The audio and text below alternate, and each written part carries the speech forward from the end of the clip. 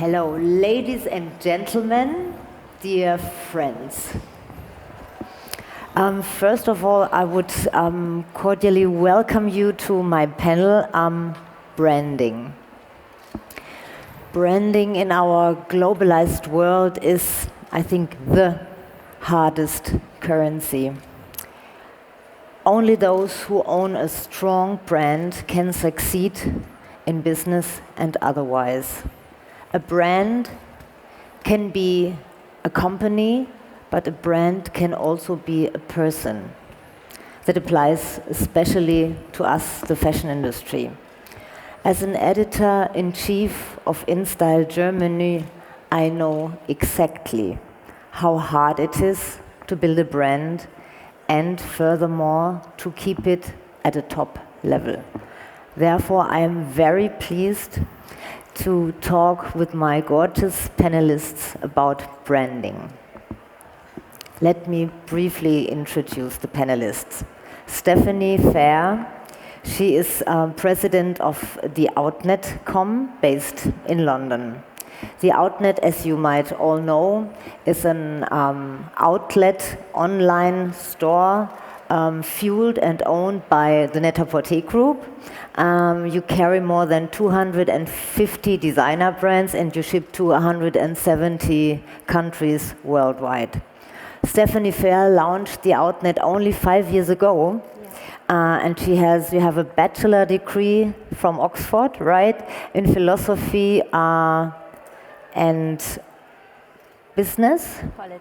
Politics. And in the course of your career, you have specialized in brand management, marketing, and merchandising.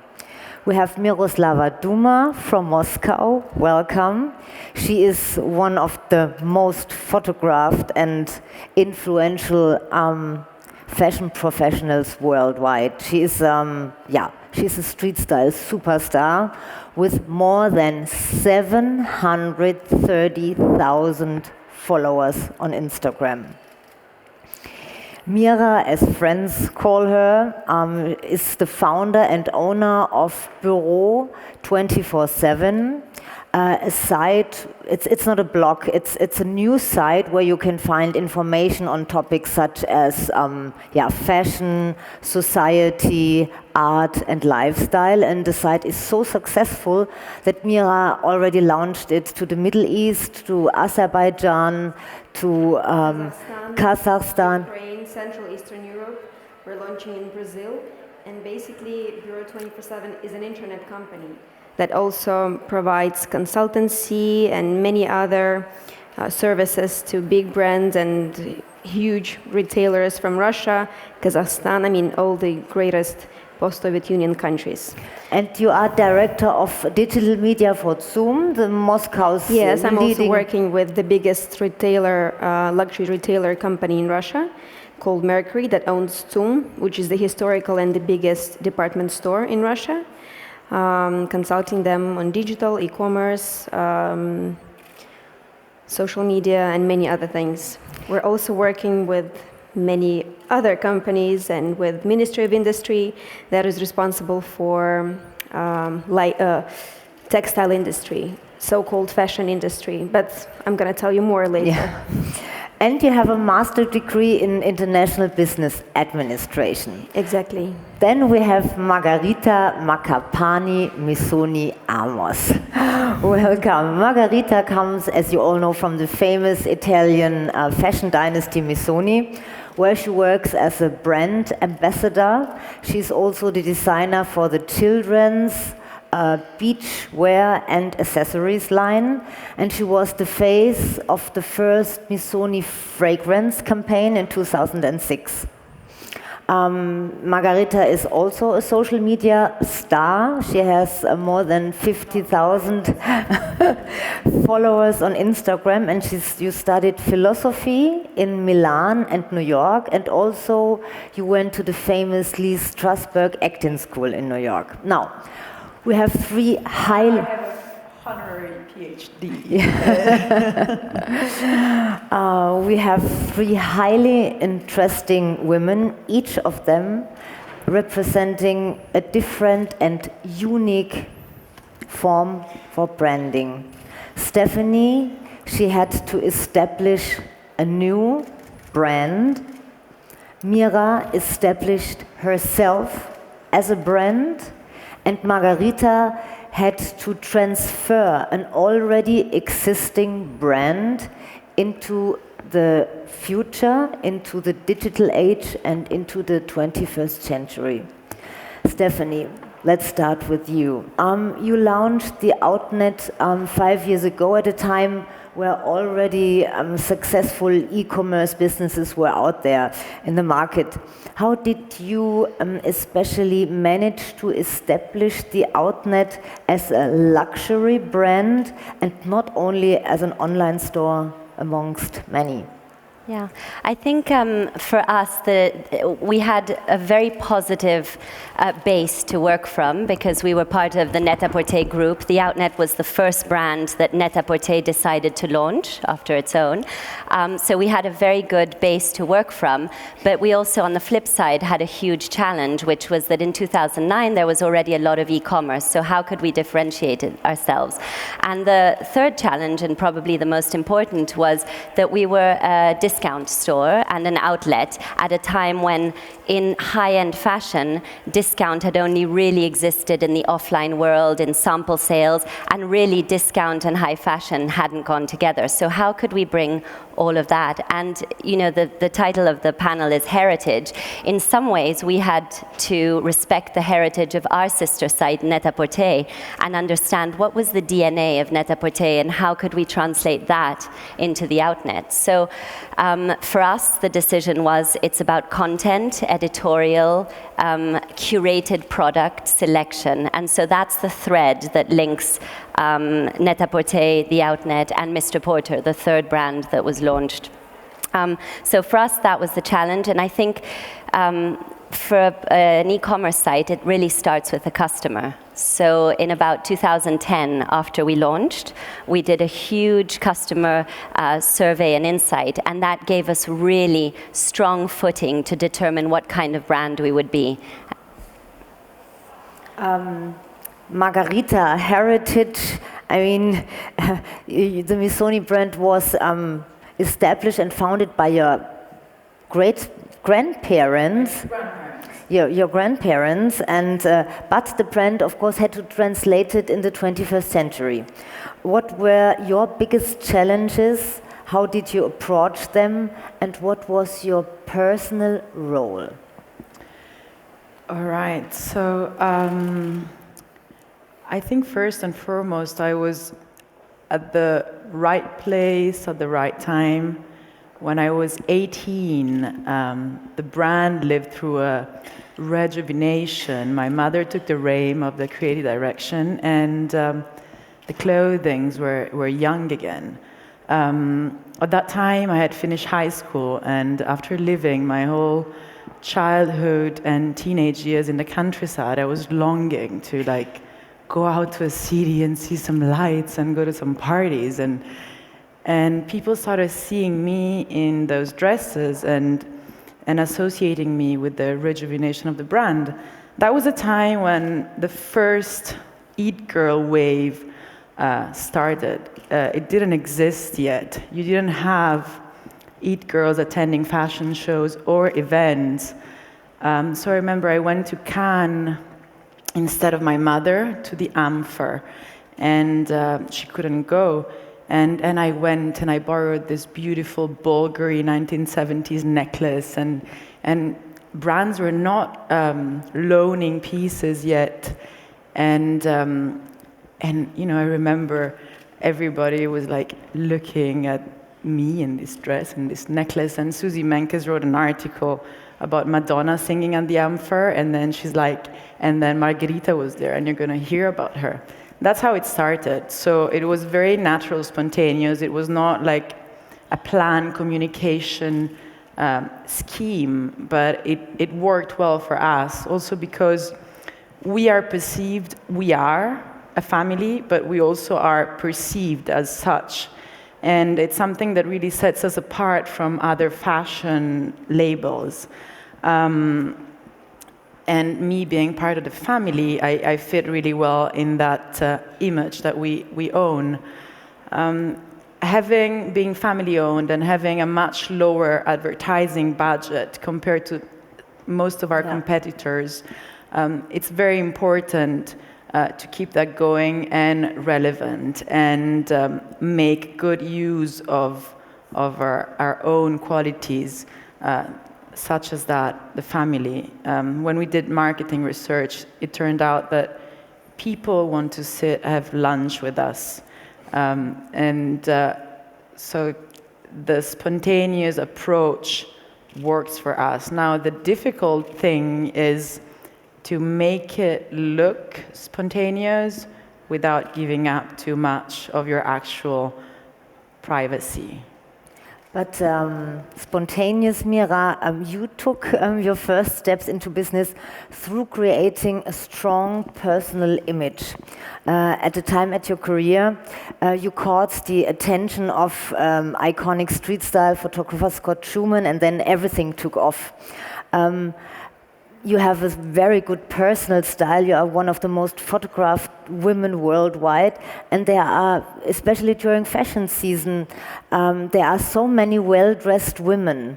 But how did you manage to? What did set you apart? Thank you so much for saying that. You know how it started. I worked at Harper's Bazaar at that time.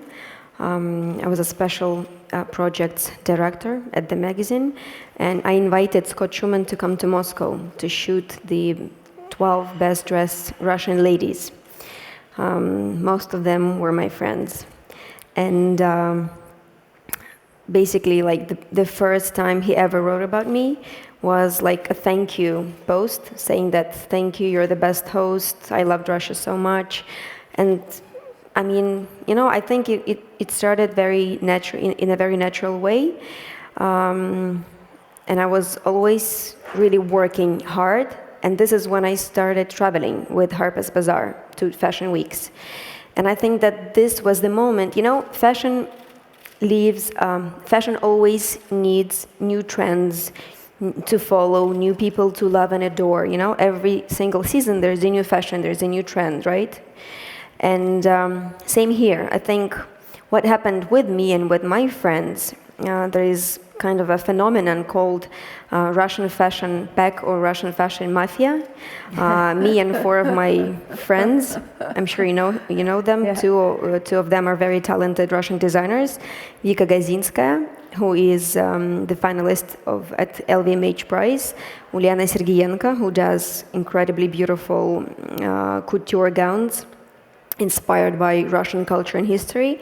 Anya Zurova, who works for Condé Nast International, and Elena Perminova, who used to be a model, and now she also does many things. So, you know, it was kind of like a rock or a pop girls band, you know, because there was like 5 of us, all super different. One is extremely tall and beautiful, me a little bit shorter. So we had the redhead, we had blonde, we had brunette, you know what I mean? Because every time someone asks me, like, how did you meet, like, why people paid attention at you? I honestly don't really understand, because I think that there's nothing very much special in my image. It's just, honestly, the hard work that I invest in the company that we're building now. But I think it was just, you know, this... it was just the moment that we all, like all 5 of us, we were there the same moment, and this is why it worked, you know, and especially because Russian history and culture was always a great interest to the rest of the world. And after revolution, there was like a cultural stagnation for more than 70 years. Nothing really happened in terms of culture and fashion. And then it was us, you know, like very bright, very different ladies that didn't afraid to take a risk, to experiment. So I think that... But your style is more classic, it's not over-exaggerated, it's modest, I would say. And this, yeah, people get photographed because they look very trendy either, or they got photographed because they look always just right. And Stephanie, for your collaboration and your advertisement, you do not use superstars from TV or movie business. You are using social Real network, people. real people like Miroslava Duma. Why is that?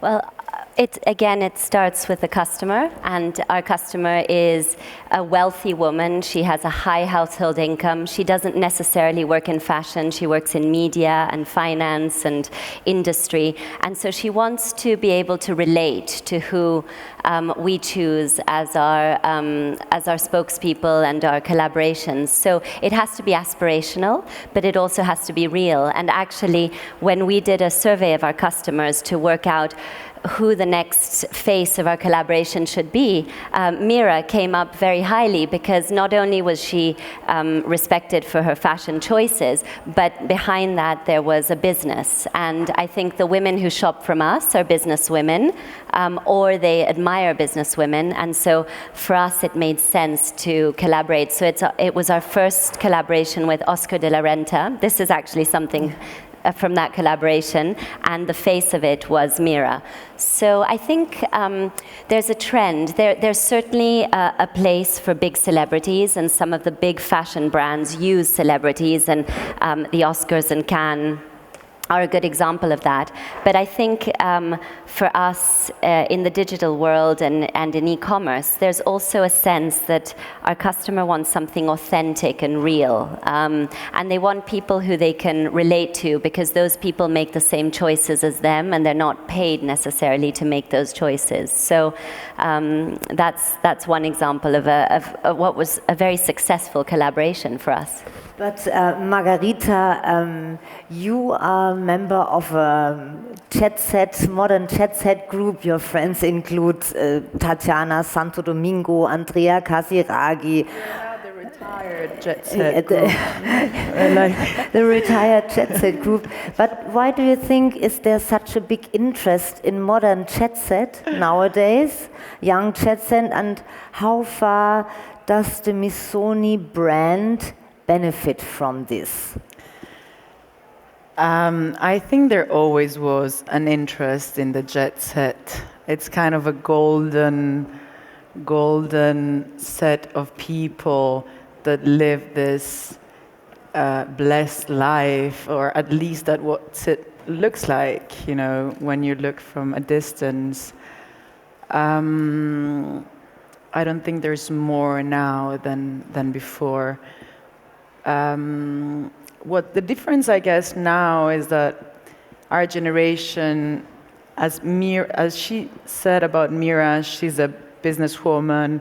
That's what makes us different from the previous jet set generations. Most of these girls that you mentioned have business that they're running, that they're started. They're not just permanently on holiday all year round. And that's also why maybe the jet set is still relevant, because it evolved with the times we live in. What makes it good for Missoni? You know, I think different things could be good for Missoni. If you were able to pay a big celebrity to wear our clothes, maybe that would be good as well, but we can't. So we have to make the best out of what it's in our possibilities. Let's talk a little bit about social media and blogs. There are gazillions of blogs out there. But Mira, you are one of the few that managed to make money out of it. How did you start your business? You know, it was, to be honest, very difficult at the beginning, because of course high-end brands, they didn't really believe in digital, you know, and they didn't really see digital platforms as potential partners and to advertise on. So what we had to do at the very beginning is to prove them that they were wrong, that internet can be as quality as print media. And what we did, luckily, because at the very beginning I had two partners that invested into the project. And we always planned it as a proper news, fashion, culture, and lifestyle platform that provides our readers with quality information 24 hours, 7 days a week. So when we have about 65% of women's audience and 35% of men's audience that are still interested in news about film festival in Berlin or a new hotel build opened by LVMH at Maldives or whatever, news on travel, watches, and many others. We update up to 35 times a day. And then we started to so-called conquer the post-Soviet Union territory.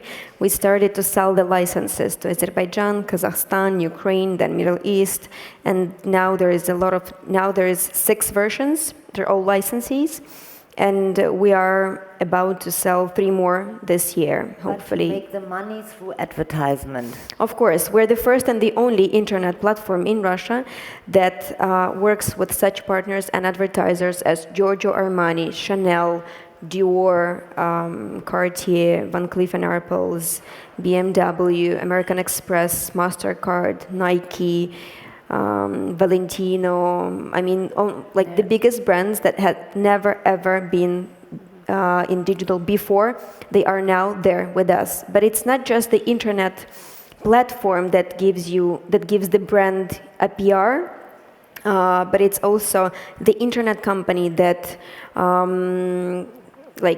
can give our client the whole package. You know, we can help a brand in a very smooth way enter Russian market, which is huge for all the brands because the buying capacity of Russians is extremely high, and people are very much hungry for beautiful things, for luxury, for fashion. You know, that's why they're willing to spend their money on this. And then we also connect big brands with our partners in Kazakhstan, in Azerbaijan, because our partners there they come from very influential families, they have huge companies, they invest in internet as well. So, you know, it's like the whole infrastructure. I was just going to say to Mira's point, can you hear me? No. Yeah. So it's still there? I can hear you. Can you hear? Oh yeah, there we are. I was just going to say, Mira's really understood as an e-commerce and as a business. In the early days of bloggers, when it was very organic and bloggers were just doing it as their part-time job and as their own personal, they would start to ask for money from a business, and they would say, yes, well, this is how much an advertising space, etc. And we would treat them as we would any marketing channel and say, great, okay, so what's your audience? What's your conversion rate?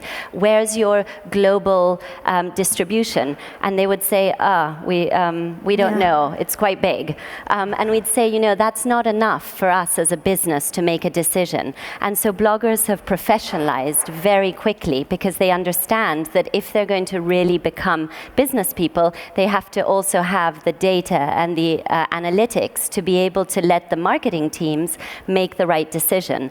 So I think that's where bloggers have really evolved from very ad hoc to professional. But bloggers is one thing and magazines is the other thing. Yeah. As an editor-in-chief of a print magazine, of course, I'm interested, how do you see the role of fashion magazines? You all worked at a state of your career at fashion magazines. You interned at French Vogue, you were at American Vogue, you at Harper's Bazaar. What is the role of fashion magazines today in brand building?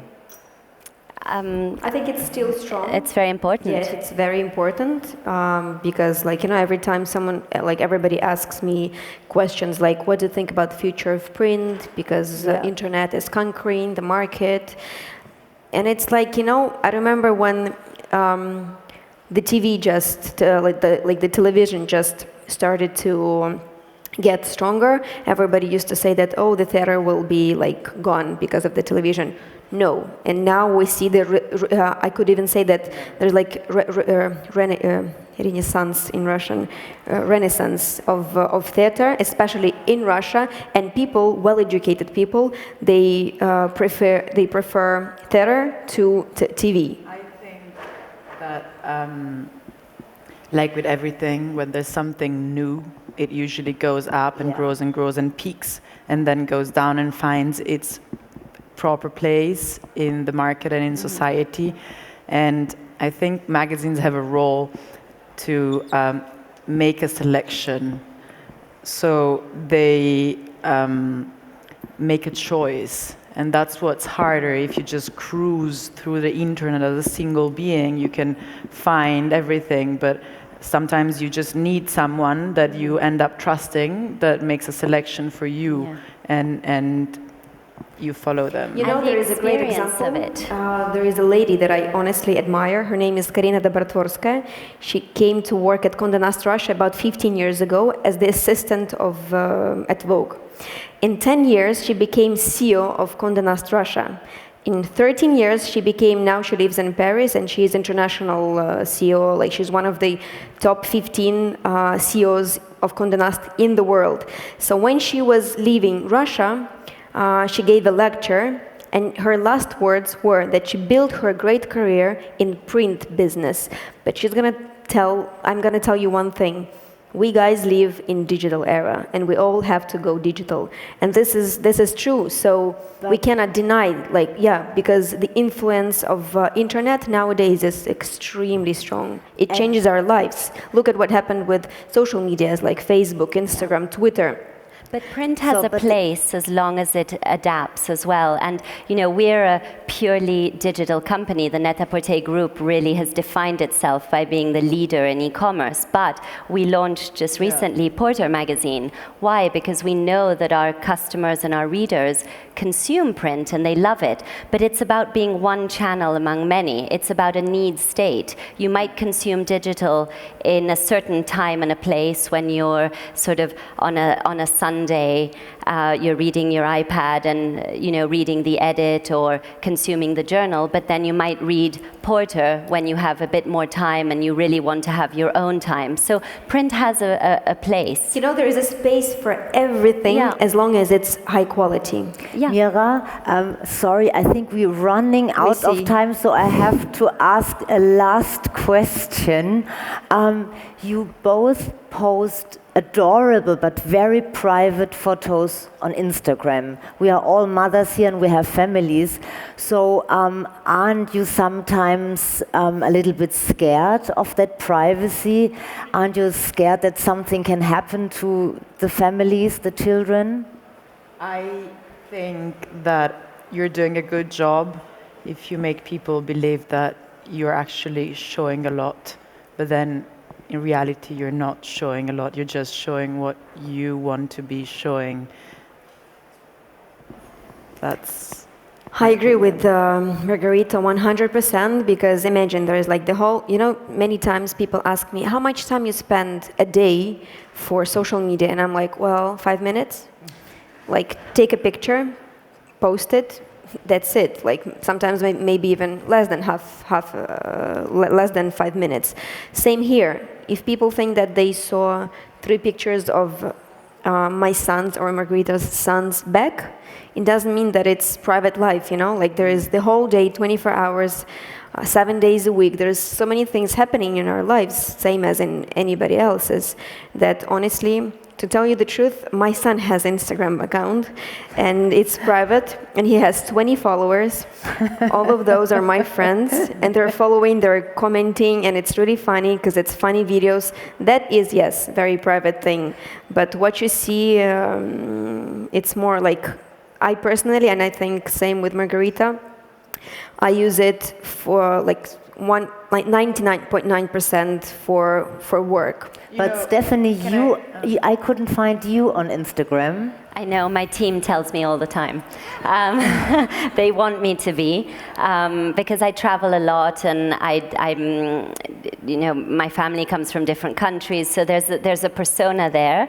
But for us, it's the Outnet's Instagram account, and that's what I have focused on.